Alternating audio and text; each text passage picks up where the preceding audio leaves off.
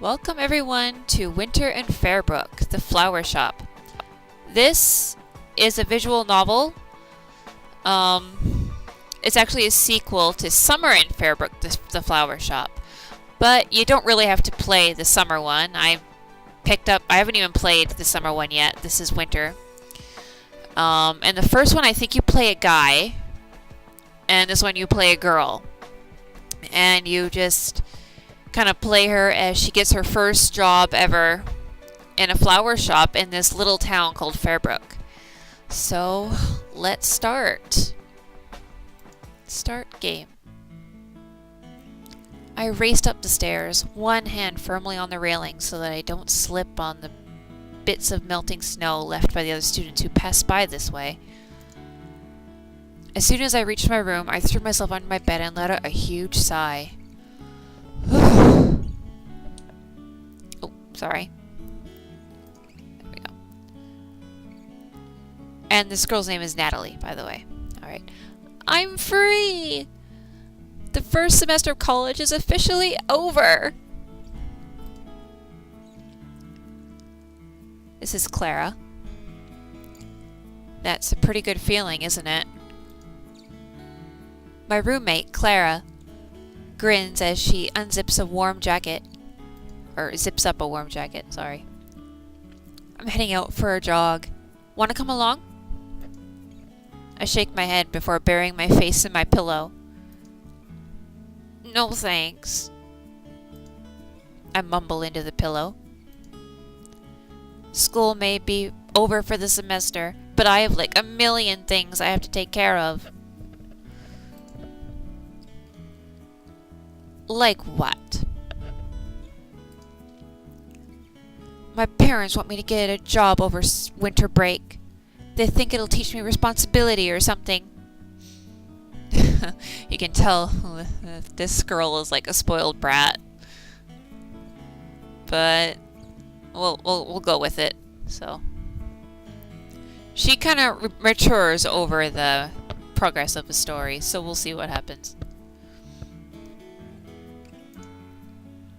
I roll over and stare at the ceiling. I was so caught up in homework and finals. I totally forgot. I didn't even think about it until just now. Clara laughs and grins at me. Is that all? That's hardly a million things. Don't laugh like that. It's a big deal. If I don't get a job, my parents say they're gonna take my new car back. It's totally unfair. And where am I supposed to get a job now? I don't even have a resume, and I absolutely refuse to be a waitress. Hey girl, there's nothing wrong with being a waitress. Just saying. The tips are good. Like, really, for those of you out there who think waitressing is horrible, it is horrible, but you do make good money if you're good at it. I am one, so just saying. Clara, I know it's a big deal. It's just, I think I have a solution for you. I suddenly perk up. A solution? You can get me a job? Of course I can. As long as you're okay with a little bit of manual labor. Ugh. I'll take anything as long as it's not serving food. Well, I don't know if I can guarantee that much. But it's really not such a bad deal. A friend of mine runs a small flower shop back in my hometown. And she's been having a lot more work than she can handle lately. I thought you were from Fairbrook. Isn't that kinda small? It's minuscule. Clara doesn't seem too fond of her hometown. How much business could a flower shop in a place the size of Fairbrook get? Well, most of the business came from out of state. She ships flowers all across the country these days. Wow! How'd that happen? Turns out the brother of one of the farmers in Fairbrook is in some hotshot businessman from Los Angeles with some serious marketing skills. Sorry. Sometimes I stumble over words here. Some of them just seem a little awkward. Okay. Anyway, moving on. Ignore me. His son visited Fairbrook last summer. All sorts of stuff happened, but in the end, the businessman helped her go national. It's a long story. Kind of impossible to explain it all in one go. I see. Anyway, since it's the holiday season, she's going to be swamped with orders. She said she could use another hand around the shop. I can't go back to Fairbrook because I'm training with this cross-country team. But I bet she'd be happy to have your help. You mean it? She'd really give me a job? Of course. I could call her right now and tell her you're interested. I leap out of bed and throw my arms around Clara. Clara, thank you so much. You're the best roommate ever. She grins. Yeah, I know. She pulls out her cell phone and hits the number on speed dial. Just let me call her and talk about it. She waits for a few moments as the phone rings. Hey, Susanna! It's Clara!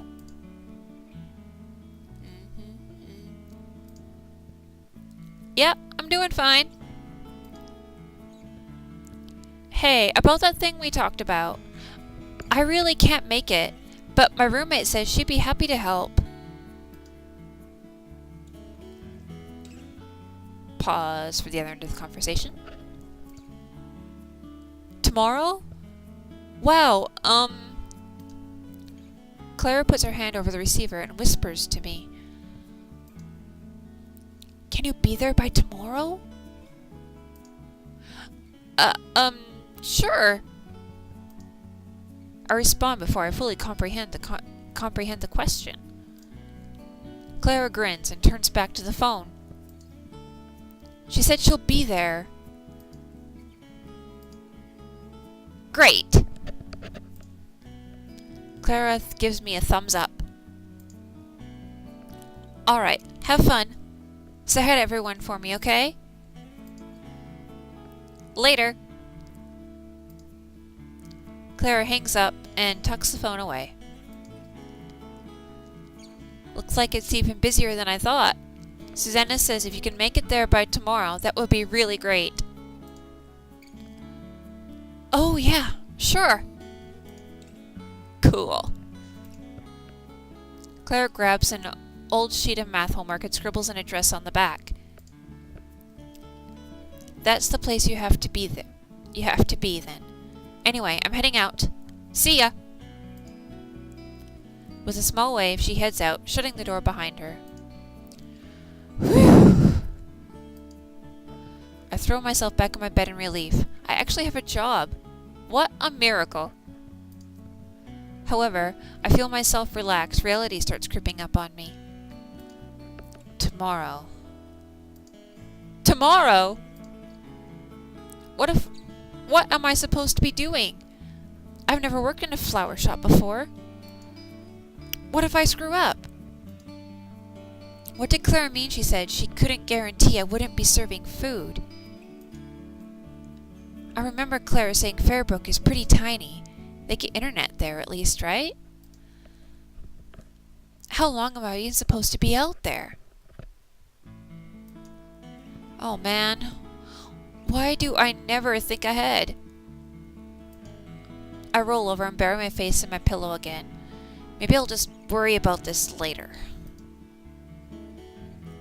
After After a couple hours of trying to fall asleep, I finally dragged myself out of bed and switched on my laptop. I typed the address Clara gave me in the map searcher.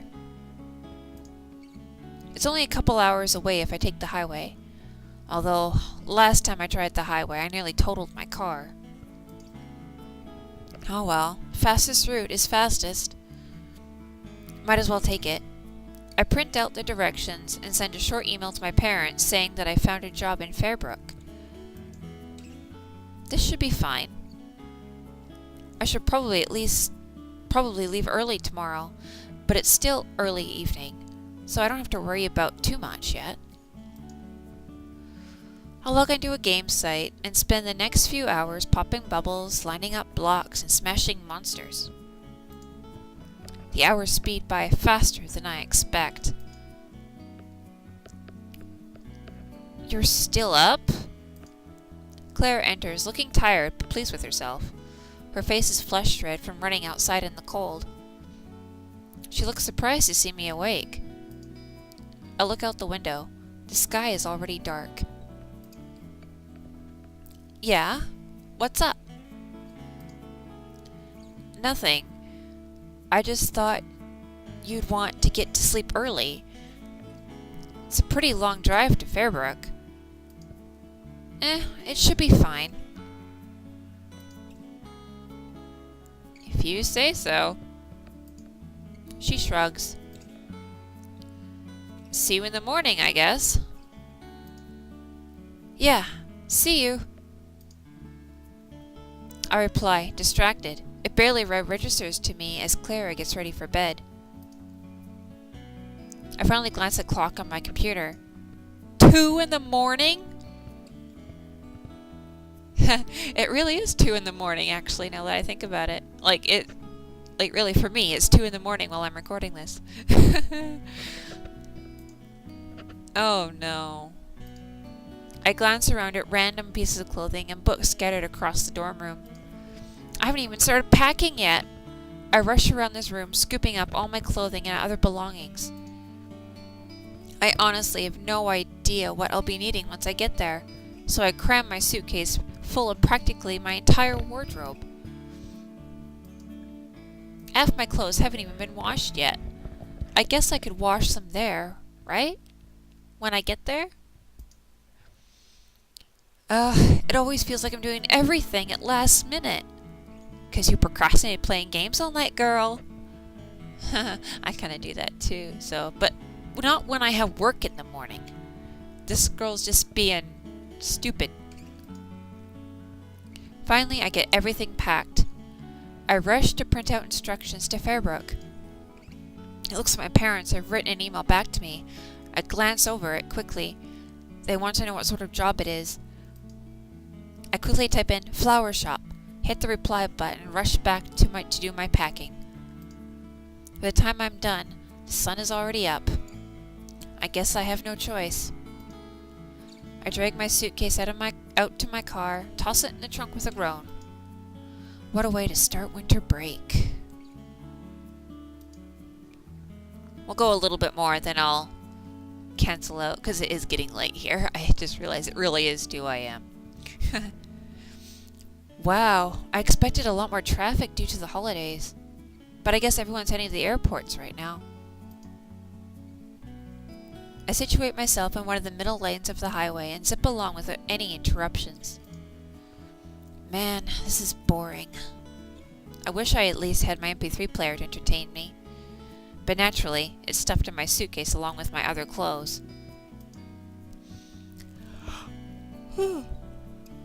Sorry, yawning. After a few hours, I pull off an exit and find myself driving through a quaint little town. Is this Fairbrook? I glance down at the printed instructions. Nope. Looks like I still have a ways to go. When I look back up at the road, I realize that I drifted into the other lane. Eep! I quickly swerve to avoid an oncoming truck. The driver honks at me and gives me a nasty glare. I guess I should probably keep my eyes on the road. No shit. Sorry. The next 2 hours are much more uneventful. I finally roll into Fairbrook. Wow, this place is even smaller than I thought it would be. I always thought Claire was exaggerating when she talked about how small her hometown was. This place really is tiny. The library. Sorry, adjusting my microphone. What looks like a general store. I'm guessing that small shop with flowers in the window is the flower shop. I pull in front of the flower shop and idle for a moment.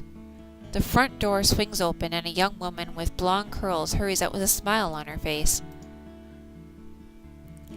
Natalie! I turn off the engine and slip back in my seat. Ugh! Made it!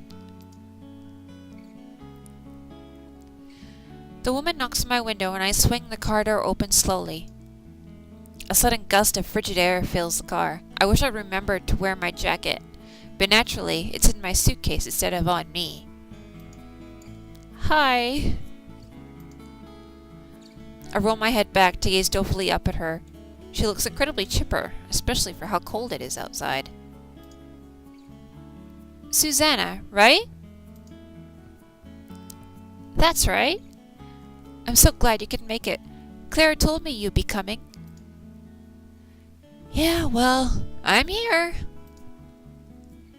Oh my. Susanna steps to the side to allow me to exit the car. You must be so cold. Why don't you come inside? I thought you'd never ask. Said this girl is such a brat. Anyway. I dart into a flower shop with a sigh of relief as soon as I enter the warm building. Here, let me show you to your room. Susanna leads me to a small room in the back. It's pretty barren looking, but the bed on the far wall looks very inviting right about now. Right now I'm so tired, if I had to, I'd throw a blanket over a rock and call it good. I rush forward to the bed and throw myself down. Thankfully, it's much more comfortable than a rock with a blanket. Oh, this feels so good. Did you bring any luggage? What? Oh, right. It's in my car. I really don't feel like getting up, much less going out, but I should probably go get it. Susanna holds her hand up, as if she can read my mind. You can sleep for now. I'm sure you're tired. You got that right. Just rest. You can start work tonight. Good. I shut my eyes and fall asleep before I can think any more. Huh? I open my eyes slowly and stare at the room. This isn't my dorm room. It's much too clean for that. I look around slowly, trying to get my bearings. Oh right, Fairbrook.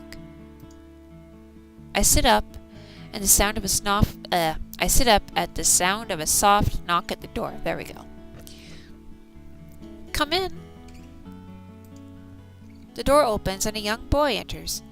I can't tell how old he is, but I doubt he's entered college yet.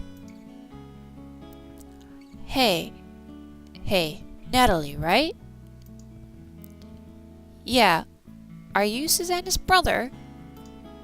I remember Clara told me Susanna had a brother who stopped by her place to help once in a while. I always thought her brother was older, though. This guy looks more like a kid. Oh no, that's Trent. I just come by to help out sometimes. My name is Jacob. Susanna wanted me to check on you. Check on me? Well, dinner's ready, you see. Dinner? Have I really been sleeping that long? I did crash pretty hard after the long drive here, though. Ah, I see. Thanks. Jacob shifts uncomfortably. Looks like he's doing his best not to stare at me. Is something wrong? What? No, I've never been in a girl's bedroom before. Tell him he shouldn't be nervous or tease him. Well, he is just a kid, so tell him he shouldn't be nervous. Besides, yeah. Hey, it's not that big of a deal. It's just a room, isn't it? Yeah. Come on. Yesterday is just an empty bedroom. Just because I'm sleeping here doesn't mean you should be embarrassed. So there isn't a problem, right? Yeah. I guess you're right. Of course I am. Anyway, you shouldn't be nervous around me. I'm going to be here for a while, so we should get to know each other. Yeah, that would be nice. Sorry, I'm trying to do a teenage boy voice, but it's just not working. Bear with me. Oh, by the way, if anyone wants to, help me voice some of the characters, I'd be glad to give it a try. I've never done anything like that before, but maybe we could figure out a way to get it to work. I hear the main way is through Skype. But if anyone knows anything about doing that or wants to, give me a message. I'd be happy to give it a try. Anyway, back to the lines. Jacob beams at me. Yay! We earned some approval points. Especially since we're probably working together. That's the spirit! Now let's get going. I'm starving. Jacob leads me to the kitchen where Susanna is already setting out dishes. Oh wow! Dinner smells fantastic. I'm glad you think so. Jacob pulls out a chair for me and I take a seat. Wow, you're quite the gentleman. I am? I really gotta get his voice right. How should a teenage boy sound? I am. Yeah, trust me, no guy I know does that. Oh. Sorry. Sorry? Why? I don't know. I just thought you didn't like it. Never said that. I think the world needs more gentlemen. Susanna. I agree. Susanna smiles at Jacob. He quickly looks away. What would you like to drink, Natalie?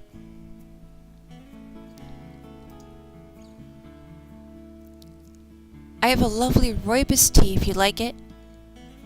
Or I just got some green tea, loose leaf, if you prefer. Yeah, I don't exactly know what you're talking about. Tea is tea, isn't it? Susanna laughs gently and hands me a glass of iced tea. Not all teas are the same.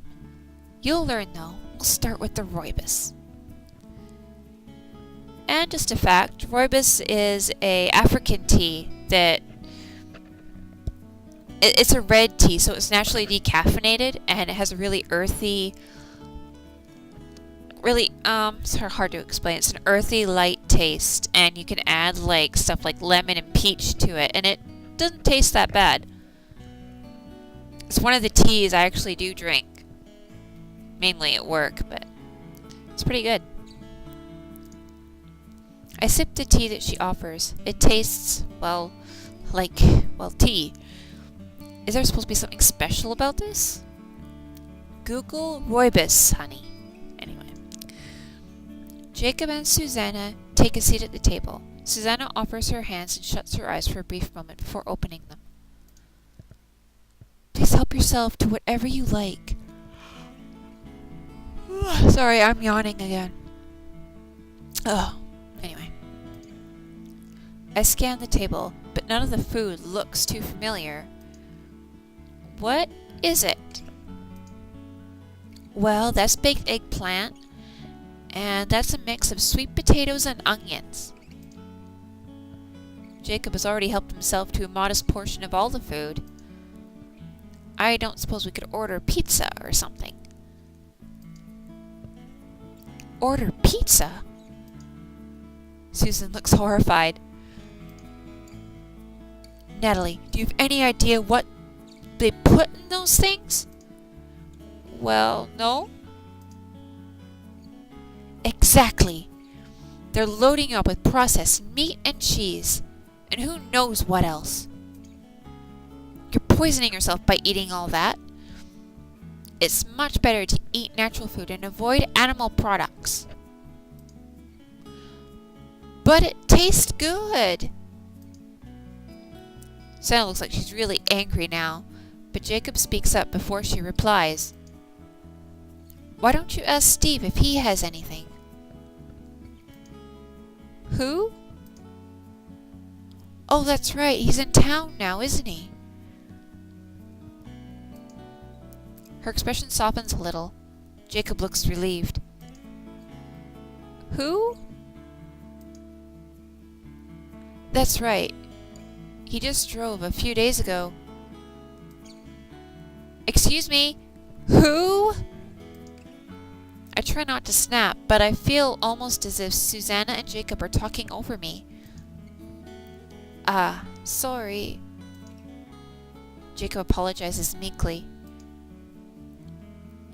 Susan. Steve McFarland.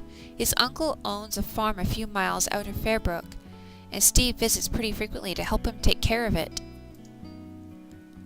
Ah, and he's a cook? No, but he usually brings some food from out of town. He used to live in Los Angeles. I'm sure the two of you will get along pretty well. Sorry, sometimes I just put in my own lines in there. You'll get used to it. It's the same thing. Like a dub. Okay. You think so? You're both from a city, aren't you? I guess.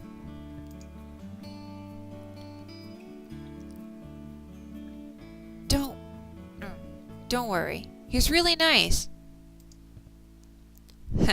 If a shy boy vouches for this guy, he's probably pretty nice. I guess I wouldn't mind meeting him.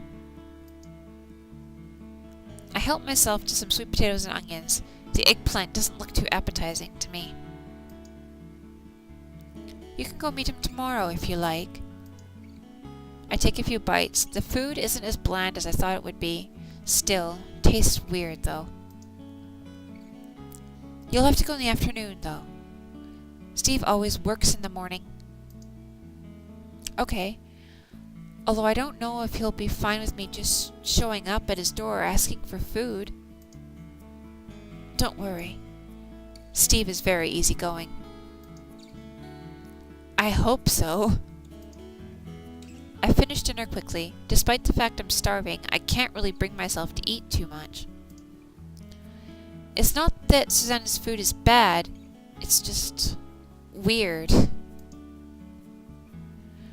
Well, I'm done. I shove my plate to the side. I hope you don't mind if I go to bed early. I'm beat. Well... Susanna looks like she's choosing her words carefully. I had hoped that we could go over work procedures tonight so that you'd be ready to start tomorrow morning. Oh, right. Yeah, sorry. Can we do that in the morning? I promise I'm a fast learner. Susanna sighs. All right. Morning it is.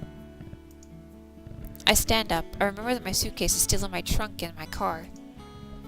Oops. I almost forgot my bag. Better go get it. Would you like some help? Would you like some help? Sorry, I can't do a teenage boy. Just bear with me on it. Sure. Jacob throws on a coat and follows me outside. We walk to my car, stepping carefully on the thin layer of snow that covers the ground. It's chilly outside. With every step I take, Sorry, I'm yawning. Oh, the snow crunches slightly beneath before melting under my feet. It's really cold out here. Duh, my master is stating the obvious, apparently. Jacob doesn't respond. A thin layer of frost is formed on my car. I shove the key into the trunk's lock and peel the trunk open. Bits of frost and snow slide down the trunk's surface, catching the rear window of my car. Jacob reaches in and pulls out my suitcase. Ah! He stumbles back a few paces in the frozen ground, steadying himself before carefully straightening himself. That sentence sounded weird, but okay. Are you okay? Yeah, it's just a little heavy.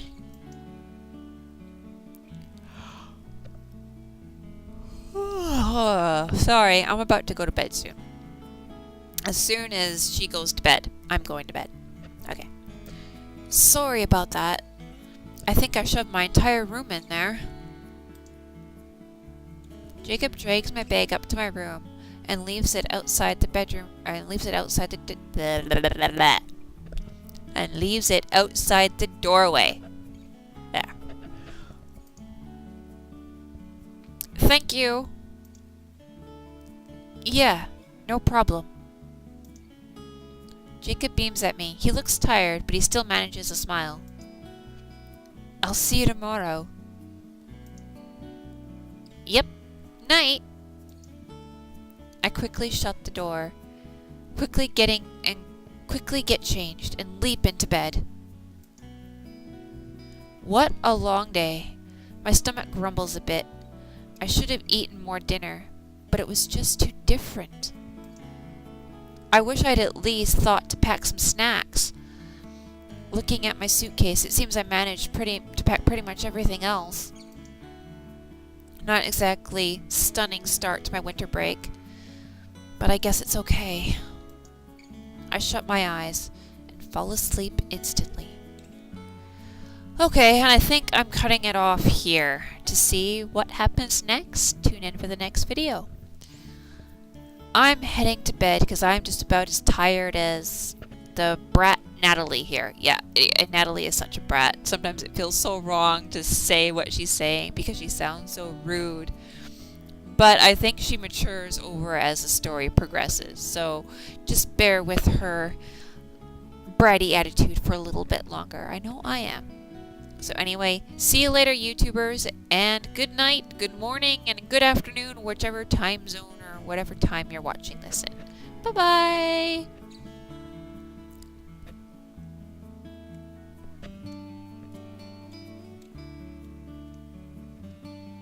Signing off.